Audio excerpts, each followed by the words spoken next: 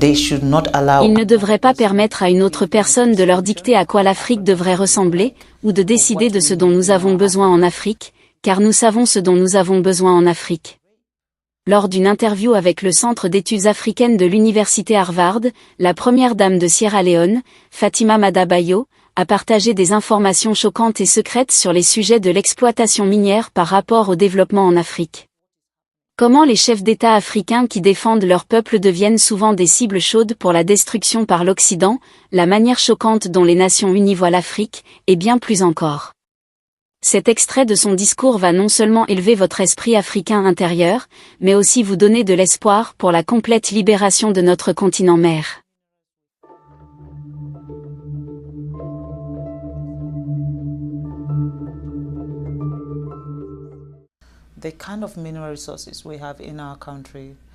Le genre de ressources minérales que nous avons dans notre pays est suffisant pour subvenir aux besoins de tout le monde dans ce pays.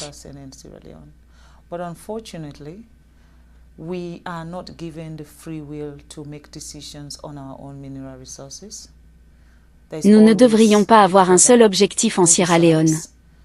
Mais malheureusement, nous n'allons pas faire cela, ils utilisent le système pour vous arrêter. Soit ils vous montent contre l'opposition et ils soutiendront l'opposition contre vous dans l'ombre, soit ils provoquent des chaos inutiles dans votre pays pour que vous ne puissiez même pas gouverner votre propre peuple. Ils feront des choses pour vous rendre incapable de fonctionner. Et bien sûr, un pays qui n'a pas la paix ne peut pas se développer. Vous devez avoir la paix avant de parler de développement. Je vais vous donner un exemple simple à propos de la Sierra Leone. Chaque compagnie minière qui est en Sierra Leone aujourd'hui est détenue par un étranger. Chaque compagnie minière. Si ce n'est pas les Chinois, ce sont les Américains, ce sont les Britanniques. Notre électricité, Bumuda, est gérée par les Britanniques et nous n'avons toujours pas de lumière. Nous cherchons de la lumière, de l'électricité. Si vous n'avez pas d'électricité, comment pouvez-vous parler d'éducation? Comment pouvez-vous parler d'établissement de santé? Comment pouvez-vous parler d'améliorer l'infrastructure de votre pays? Nous n'avons pas d'électricité. Avons-nous même de l'eau potable correcte? De l'eau courante, pour que nos enfants ne tombent pas malades? Nous n'avons pas ces installations. Pourquoi? Avec toutes les ressources minérales que nous avons, il y a un plafond que vous mettez. Avant que mon mari ne devienne président de la Sierra Leone bénéficiait, il disait, quel est le mot? 0,0001%. Qu'est-ce que c'est que ça? Fondamentalement, une compagnie peut prendre autant que 100 millions de dollars hors du pays en termes de minéraux, et ensuite ils peuvent simplement donner au pays 10 000 dollars. Maintenant, que fera 10 000 dollars pour notre système de santé? Que fera 10 000 dollars pour notre système éducatif? Vous ne pouvez pas venir dans notre pays et prendre tout ce qui nous permettrait de nous développer et ensuite nous traiter comme des gens inférieurs, comme si nous ne savions pas ce que nous faisions. Je pense que c'est faux. Et ce sont ces choses que je crois qui empêchent l'Afrique de progresser. Nous n'avons pas voix au chapitre. Le sens que nous avons de célébrer l'indépendance, je ne sais pas pourquoi nous célébrons l'indépendance parce que nous ne sommes pas libres. C'est mon point de vue. Je ne parle pas non plus au nom du gouvernement de la Sierra Leone, ni au nom de son Excellence le Président. Je parle en tant que Fatima, en tant que citoyenne d'un pays qui croit que les choses doivent changer.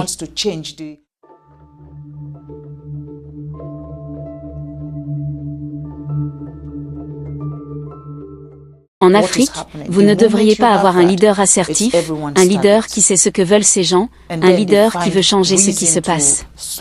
Dès que vous avez cela, c'est la cible de tout le monde.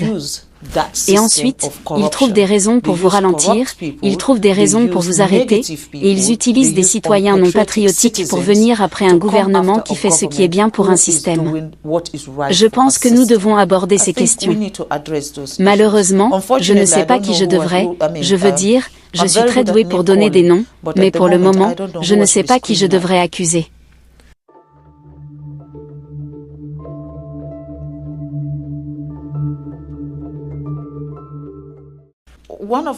L'un des problèmes les plus sérieux que j'ai avec les Nations Unies est le fait que l'Afrique ne fait pas partie du Conseil de sécurité. Nous parlons de 52 pays, 54 pays, je suis désolé.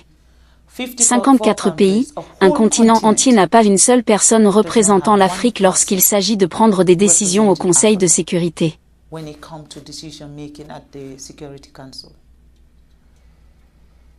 Et j'ai également observé qu'aucun pays africain n'a son propre directeur exécutif à la Banque mondiale non plus. Non, malheureusement. Nous ne savons pas gérer l'argent. Je pense que je vais devoir être en désaccord avec vous. Et que voulez-vous que je dise? Parce que si c'est la perception, depuis le début, chaque fois qu'un Africain se présente pour quelque chose dont il doit être décisionnaire pour le monde, pas seulement pour l'Afrique, ce n'est tout simplement pas possible. Je comprends. Alors que puis-je dire? Il doit y avoir une prescription quelque part qui dit « Afrique, vous n'êtes pas assez bon ». Eh bien, cela pourrait être révolutionnaire, mais je vais le dire ici. Les Africains devraient être aux commandes de l'Afrique. Je crois aussi que la question africaine ne peut être améliorée que lorsque les Africains décident de le faire. Ils ne devraient pas permettre à une autre personne de leur dicter à quoi l'Afrique devrait ressembler ou de décider de ce dont nous avons besoin en Afrique, car nous savons ce dont nous avons besoin en Afrique. Personne ne le saura mieux que nous. Et je pense que l'ONU devrait voir l'Afrique comme des partenaires. Et les Nations Unies, certainement, vous ne pouvez pas avoir 7 pays qui mettent leur veto sur tout. En ce qui concerne la question africaine, ce sont ces 7 pays qui sont les pays qui exploitent réellement l'Afrique.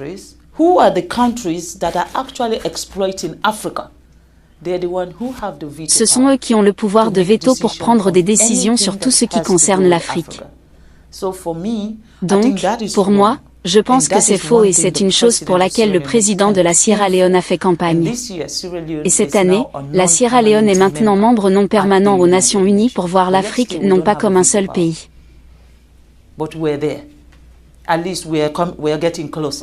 And in these 2 years, our mission is to get the United Nations to see Africa not as one country. Parce que c'est l'erreur qu'ils font. Quand vous dites que je viens d'Afrique, ils disent « Oh, vous venez du Nigeria ». Je dis « Non, le Nigeria est un pays en Afrique. Vous savez, nous avons 54 pays en Afrique. Donc, voyez-nous comme un continent qui offre également au monde ce que l'Europe n'a pas. Ce que l'Afrique donne au monde, l'Europe ne l'a pas, l'Amérique ne l'a pas, l'Asie ne l'a pas. Parce que nous n'exploitons pas en Chine, nous ne faisons pas d'extraction minière en Amérique ou en Europe, mais ils le font dans toutes les parties de l'Afrique. Pas seulement en Sierra Leone, allez en République démocratique du Congo, allez en Angola, allez partout où il y a des ressources minérales. Ce sont l'Occident et les Chinois qui sont là. Quand vous venez en Afrique, demandez-moi ce que je veux.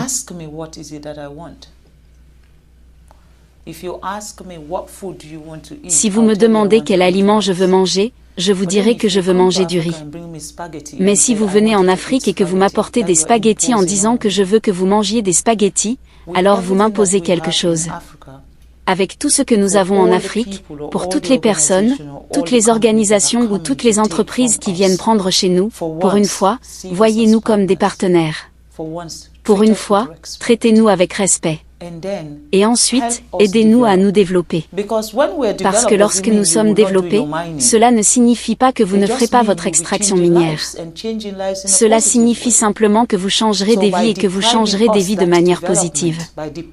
Donc, en nous privant de ce développement, en nous privant de cette opportunité d'être autonome, pour moi, c'est ce qui ne va pas. Et c'est pourquoi je ne peux pas rester silencieuse.